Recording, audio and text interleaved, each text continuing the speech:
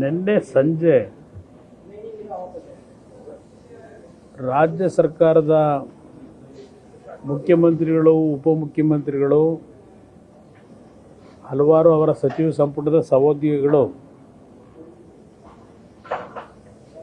ಈಗೇನು ನಮ್ಮ ಲೋಕಸಭೆಯ ಮತ್ತು ರಾಜ್ಯಸಭೆಯ ಅಧಿವೇಶನ ಪ್ರಾರಂಭ ಆಗಿದೆ. ಆ ಹಿನ್ನೆಲೆಯಲ್ಲಿ ನೂತನವಾಗಿ ಆಯ್ಕೆಯಾಗಿರ್ತಕ್ಕಂಥ ಸಂಸತ್ ಸದಸ್ಯರುಗಳು ಮತ್ತು ಹೊಸದಾಗಿ ಕೇಂದ್ರದ ಸಂಪುಟದ ರಚನೆ ಏನಾಗಿದೆ, ಸಂಪುಟದಲ್ಲಿ ರಾಜ್ಯವನ್ನು ಪ್ರತಿನಿಧಿಸ್ತಕ್ಕಂಥ 5 ಜನ ಮಂತ್ರಿಗಳೇನಿದ್ದೇವೆ, ನಮ್ಮಗಳನ್ನು ಸಹ ನಿನ್ನೆ ಸಭೆಗೆ ಆಹ್ವಾನ ಕೊಟ್ಟಿದ್ದರು. ಹಿಂದಿನ ಹಲವಾರು ಸರ್ಕಾರಗಳಲ್ಲಿ ಸಂಸತ್ ಸದಸ್ಯರ ಸಭೆಯನ್ನು ಕರೆದು ನಮ್ಮ ರಾಜ್ಯದ ಹಲವಾರು ಪ್ರಸ್ತಾವನೆಗಳು ಕೇಂದ್ರ ಸರ್ಕಾರದ ಮುಂದೆ ಹಲವಾರು ವರ್ಷಗಳಿಂದ ಇರ್ತಕ್ಕಂಥ ವಿಷಯಗಳೇನಿದೆ ಅದನ್ನು ನಮ್ಮಗಳಿಗೂ ಕೊಟ್ಟಿದ್ದಾರೆ. ಸುಮಾರು 26-27 ಪ್ರಸ್ತಾವನೆಗಳು ಕೇಂದ್ರ ಸರ್ಕಾರದ ಮುಂದೆ ಇದೆ ಅಂತಕ್ಕಂಥದ್ದು. ಅದರಲ್ಲಿ ಪ್ರಮುಖವಾಗಿ ನೀರಾವರಿ ವಿಷಯಗಳಿರ್ಬೋದು, ರಾಜ್ಯಕ್ಕೆ ಕೇಂದ್ರ ಸರ್ಕಾರದಿಂದ ಬರ್ತಾ ಇರತಕ್ಕಂಥ ಅನುದಾನಗಳಿರ್ಬೋದು, ಅದೇ ರೀತಿಯಲ್ಲಿ ಕೆಲವು ಶಿಕ್ಷಣ ಕ್ಷೇತ್ರಕ್ಕೆ ಬೇಕಾಗಿರ್ತಕ್ಕಂಥ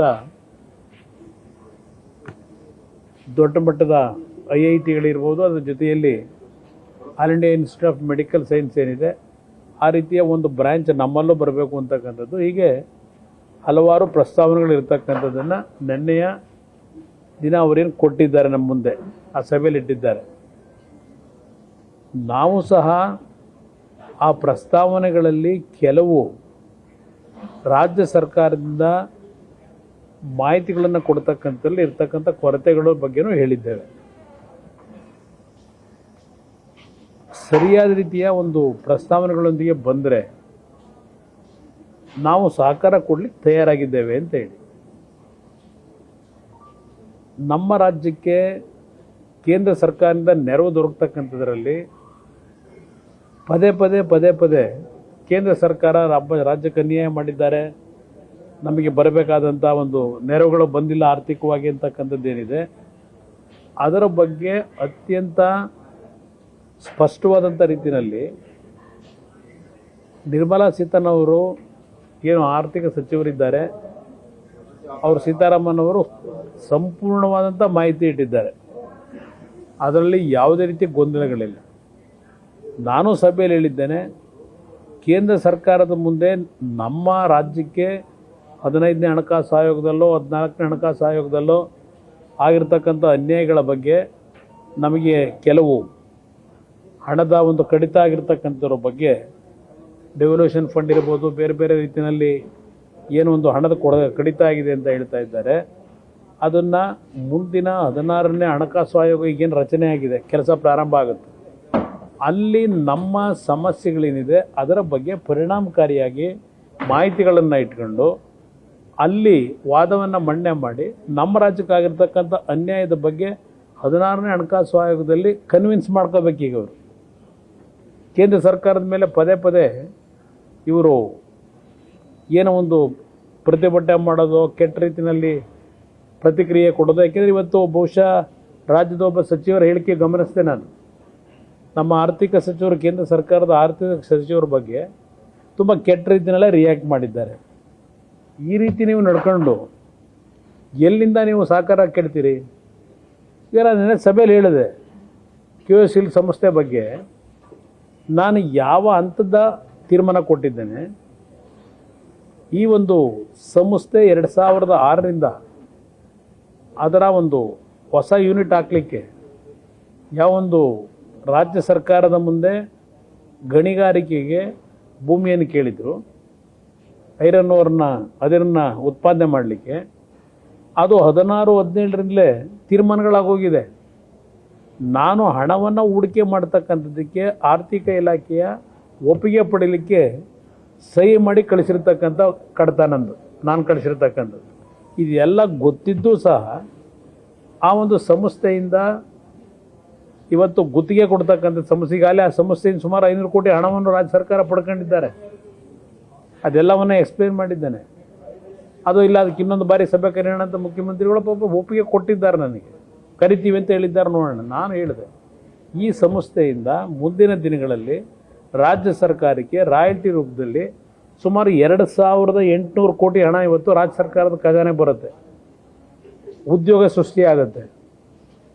ಆದರೆ ಇದನ್ನು ಜನಸಾಮಾನ್ಯರಲ್ಲಿ ತಪ್ಪು ಅಭಿಪ್ರಾಯ ಮೂಡಿಸ್ತಕ್ಕಂಥ ರೀತಿಯಲ್ಲಿ ವ್ಯವಸ್ಥಿತವಾದಂಥ ಸಂಚಯನ ಮಾಡ್ತಾ ಇದ್ದೀರಿ. ಈ ರೀತಿಯ ಒಂದು ತೀರ್ಮಾನಗಳಿಂದ ಯಾವೊಂದು ಅಲ್ಲಿ ಹೂಡಿಕೆದಾರರನ್ನ ನೀವು ಪ್ರೋತ್ಸಾಹ ಕೊಡ್ತೀರಿ, ಇದೆಲ್ಲ ಭಾಳ ವಿಷಯಗಳಿದೆ. ಇವತ್ತು ಒಬ್ಬ ಮಂತ್ರಿಗಳು ಕೇಂದ್ರದ ಸಚಿವರ ಬಗ್ಗೆ ಏನಿವತ್ತು ಒಂದು ರೀತಿಯ ಆ ಪದ ಬಳಕೆ ಏನು ಮಾಡಿದ್ದಾರೆ, ಆ ಪದ ಬಳಕೆ ಅವಶ್ಯಕತೆ ಇದೆಯಾ? ಇವ್ರಿಗೆ ವಿಷಯ ಗೊತ್ತಿದೆಯಾ? ವಿಷಯಗಳು ಗೊತ್ತಿಲ್ಲದೆ ಸಾರ್ವಜನಿಕವಾಗಿ ಈ ರೀತಿ ನಿಮ್ಮ ಒಂದು ಸಂಕುಚಿತ ಮನೋಭಾವವನ್ನು ನೀವು ತೋರಿಸ್ತಕ್ಕಂಥದ್ರ ಮುಖಾಂತರ ನಿಮಗೆ ರಾಜ್ಯದ ಅಭಿವೃದ್ಧಿ ಬೇಕಿಲ್ಲ, ಕೇಂದ್ರ ಜೊತೆ ಸಂಘರ್ಷ ಬೇಕು ನಿಮಗಷ್ಟೇ. ನಾನು 2 ಬಾರಿ ಮುಖ್ಯಮಂತ್ರಿಯಾಗಿ ಕೆಲಸ ಮಾಡಿದ್ದೇನೆ. ಆ ಸಂದರ್ಭದಲ್ಲಿ ಕೇಂದ್ರದಲ್ಲಿ ಆಗಬೇಕಂತ ಕೆಲಸಗಳ ಬಗ್ಗೆ ನಾನು ಯಾವ ರೀತಿ ನಡ್ಕೊಂಡಿದ್ದೇನೆ ನನಗೂ ಸ್ವಲ್ಪ ಅನುಭವ ಇದೆ. ಸ್ವಲ್ಪ ನಿಮ್ಮಲ್ಲಿ ಇರ್ತಕ್ಕಂಥ ಅನುಭವದ ಕೊರತೆ ಸರಿಪಡಿಸ್ಕೊಳ್ಳಿ. ನಾವು ಮುಕ್ತವಾಗಿದ್ದೇವೆ ಎಲ್ಲದಕ್ಕೂ. ರಾಜ್ಯದ ಅಭಿವೃದ್ಧಿಗೆ ನೀವು ತರತಕ್ಕಂಥ ಪ್ರಸ್ತಾವನೆಯನ್ನು ಯಾವುದೇ ಇಲಾಖೆ ಇರಲಿ, ನಿಮ್ಮ ಪರವಾಗಿ ನಾವು ನಿಮ್ಮನ್ನೇ ಜೊತೆಲಿ ಕರ್ಕೊಂಡೋಗಿ ನಿಯೋಗಗಳನ್ನು ಆ ಕೆಲಸಗಳನ್ನು ಮಾಡಲಿಕ್ಕೆ ತಯಾರಾಗಿದ್ದೇವೆ. ಅದು ಉಪಯೋಗ ಮಾಡ್ಕೊಳ್ಳಿದ್ರೆ ನಾವೇನು ಮಾಡೋಕ್ಕಾಗತ್ತೆ? ಅದರಿಂದ ಇವತ್ತು ಇದೆಲ್ಲ ಬಿಟ್ಟು ಹಳೆ ಕಥೆಗಳನ್ನೆಲ್ಲ ಬಿಟ್ಟುಬಿಡಿ. ಏನು ರಾಜ್ಯಕ್ಕೆ ನಮಗೆ ಅನುಕೂಲಗಳಾಗಬೇಕಾಗಿದೆ, ಪ್ರಸ್ತಾವನೆಗಳಿದೆ, ಅದರ ಬಗ್ಗೆ ನಾವು ತಯಾರಾಗಿದ್ದೇವೆ, ಸಭೆಯಲ್ಲೂ ಹೇಳಿದ್ದೇವೆ. ಅದನ್ನು ಸರಿಯಾದ ರೀತಿ ಬಳಕೆ ಮಾಡ್ಕೊಳ್ಳಿ ಅನ್ನೋದನ್ನು ಹೇಳ್ತೀವಿ. ಅರಣ್ಯ ಇಲಾಖೆ ಕೊಕ್ಕೆ ಹಾಕಿರುವಂತದ್ದು ನಾವೆಲ್ಲ ಹೇಳ್ತಾ ಇರೋಂಥದ್ದು. ಯಾರು ಹಾಕಿದ್ದಾರೆ? ಎಲ್ಲ ಹಾಕಿದ್ದಾರೆ? ಅರಣ್ಯ ಇಲಾಖೆಯಲ್ಲಿ ಕೊಕ್ಕೆ ಹಾಕಿದ್ದಾರೆ. ಈಗ ಮಂತ್ರಿಗಳು ಹಾಕಿರ್ತಕ್ಕಂಥದ್ದು ಕೊಕ್ಕೆ ಹಾಕಿರೋದು ಎಲ್ಲಿ? ಅರಣ್ಯ ಇಲಾಖೆ ಅಧಿಕಾರಿಗಳು ಈ ದೇವದಾರ ಫಾರೆಸ್ಟ್ ಏರಿಯಾ ಬಗ್ಗೆ ಅಲ್ಲ. ಇವರ ತಕರಾರಿರ್ತಕ್ಕಂಥದ್ದು ಹಿಂದೆ ಈ ಒಂದು KOCL ಸಂಸ್ಥೆ ಕುದುರೆಮುಖದ ವ್ಯಾಪ್ತಿನಲ್ಲಿ 1990-91 ಇಸ್ವಿನಲ್ಲಿ ಏನಲ್ಲಿ ಚಟುವಟಿಕೆ ಪ್ರಾರಂಭ ಮಾಡಿದ್ರು. ಆ ಸಂದರ್ಭದಲ್ಲಿ ಕೆಲವು ನಿರ್ಣಯಗಳನ್ನು ಮಾಡ್ಕೊಂಡಿದ್ದಾರೆ. ಈಗ ಲಕ್ಕಿಯ ಡ್ಯಾಮ್ನ ಒಂದು ನೀರಿನ ಸಂಗ್ರಹ ಮಾಡ್ತಕ್ಕಂಥದ್ದನ್ನು 1 ಅಡಿ ಏರಿಕೆ ಮಾಡಿದಂಥದ್ದು, ಅದರಿಂದ 340 ಹೆಕ್ಟೇರ್ ಭೂಮಿ ನೀರಿನ ಆವೃತ ಆಗಿ ಅರಣ್ಯ ಪ್ರದೇಶಕ್ಕೆ ವ್ಯಾಪ್ತಿ ವಿಸ್ತರಣೆ ಆಗಿದೆ. ಹೀಗೆ ಹಲವಾರು ಕೆಲವು ಟೆಕ್ನಿಕಲ್ ಇಶ್ಯೂಗಳ ಬಗ್ಗೆ ಅದನ್ನ ವಿಷಯದಲ್ಲಿ ಅಲ್ಲಿ ಆದಂಥ ಒಂದು ಕೆಲವು ಲೋಪದೋಷಗಳ ಬಗ್ಗೆ ಇವತ್ತು ತೀರ್ಮಾನಗಳಾಗಬೇಕು. ಅದೇನೋ ಸ್ವಲ್ಪ ಫೈನ್ ಏನೋ ಕಟ್ಟಬೇಕು, ಅದರ ತಕರಾರಿರೋದು. ಅದಕ್ಕೂ ಸಂಬಂಧ ಇಲ್ಲ. ಈಗಾಗಲೇ ಹಲವಾರು ರೀತಿಯಲ್ಲಿ ಮೀಟಿಂಗ್ಗಳಾಗಿದೆ, ಪತ್ರ ವ್ಯವಹಾರಗಳಾಗಿದೆ. ಆ ಒಂದು ಲೋಪದೋಷಗಳ ಬಗ್ಗೆ ಎಲ್ಲ ರೀತಿಯಲ್ಲಿ ಏನು ಈ ಸಂಸ್ಥೆಯಿಂದ ತಪ್ಪುಗಳಿದ್ದರೆ ಅದನ್ನು ಸರಿಪಡಿಸ್ತಕ್ಕಂಥ ನಿಟ್ಟಿನಲ್ಲಿ ರಾಜ್ಯ ಸರ್ಕಾರದ ತೀರ್ಮಾನಗಳೇನಿದೆ ಅದಕ್ಕೆ ನಾವು ಬದ್ಧವಾಗಿದ್ದೇವೆ. ಇದೆಲ್ಲ ಚರ್ಚೆ ಆಗಿದೆ. ಈ ದೇವದಾರ ಆಕ್ಟಿವಿಟೀಸ್ಗೆ ಏನೂ ಇಲ್ಲ, ಇಲ್ಲಿ ಯಾವುದೇ ಸಮಸ್ಯೆಗಳಿಲ್ಲ. 500 ಕೋಟಿ ದುಡ್ಡು ಕಟ್ಟಿದ್ದಾರೆ. 401 ಹೆಕ್ಟೇರ್ ಭೂಮಿ ಪ್ರದೇಶದಲ್ಲಿ ಗಣಿಗಾರಿಕೆ ಮಾಡಲಿಕ್ಕೆ 803 ಹೆಕ್ಟೇರ್ ಭೂಮಿನಲ್ಲಿ ಇವತ್ತು ಈ ಒಂದು ಸಂಸ್ಥೆಯಿಂದ 194 ಕೋಟಿ ಹಣ ಬಿಡುಗಡೆ ಮಾಡಿದ್ದಾರೆ. ಹೊಸದಾಗಿ ಅಫಾರೆಸ್ಟೇಷನ್ ಮಾಡ್ತಕ್ಕಂಥದ್ದಕ್ಕೆ ಯಾವುದೇ ರೀತಿ ಸಮಸ್ಯೆಗಳಿಲ್ಲ.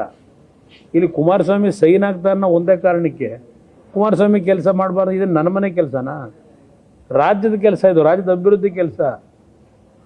ಪ್ರಾಮಾಣಿಕವಾಗಿ ಕೆಲಸ ಮಾಡ್ಕೊಳ್ಳಿ, ನಂದೇನಿಲ್ಲ ಇದರಲ್ಲಿ. ನಾನು ರಾಜಕೀಯ ಇಲ್ಲಿ ಬೆರೆಸ್ಲಿಕ್ಕೆ ತಯಾರಾಗಿಲ್ಲ. ಇದೆಲ್ಲ ನಿಮ್ಮ ಕೈಲಿದೆ ಅಷ್ಟೇ. ರಾಜ್ಯದಲ್ಲಿ ಇನ್ನೊಂದು ಚರ್ಚೆ ಆದ್ಮೇಲೆ ಸ್ವಾಮೀಜಿಗಳು ಒಂದೊಂದು ಹೇಳಿಕೆಗಳನ್ನು ಎಲ್ಲ ಬೇಡ, ಬನ್ನಿ ಸ್ವಾಮೀಜಿ ವಿಷಯ ನಮಗೆ ಬೇಡ. ಚಂದ್ರಶೇಖರ್ ಸ್ವಾಮೀಜಿ ಅವರು ಹೇಳಿದ್ದಾರೆ, ನಾನು 1 ನಿಮಿಷ ಯಾರನ್ನು ಮುಖ್ಯಮಂತ್ರಿ ಮಾಡಬೇಕು ಮಾಡಬಾರದು ಅವ್ರು 136 ಶಾಸಕರು, ಅವ್ರ ಪಕ್ಷದ ಹೈಕಮಾಂಡ್ ಅವರು ತೀರ್ಮಾನ ಮಾಡ್ತಾರೆ. ಈಗ ಸ್ವಾಮೀಜಿಯವರು ಹೇಳಿದ್ದಾರೆ ಅಂತೇಳಿ ಮಾಡ್ಲಿಕ್ಕೆ ಆಗ್ತಾರೆ, ಮಾಡ್ತಾರ? ನನಗದು ಸಂಬಂಧ ಇಲ್ಲ. ನನಗೆ ಅದು ಯಾವುದೂ ಸಂಬಂಧ ಇಲ್ಲ. ಪ್ರಜಾಪ್ರಭುತ್ವದ ವ್ಯವಸ್ಥೆಯಲ್ಲಿ ಆಯಾ ಪಕ್ಷಗಳು ಅವರು ತೀರ್ಮಾನ ಮಾಡ್ಕೊತಾರೆ. ನ್ಯೂಸ್ ಫಸ್ಟ್, ನಿರ್ಭೀತಿಯಿಂದ ನಿಮ್ಮ ಪರವಾಗಿ.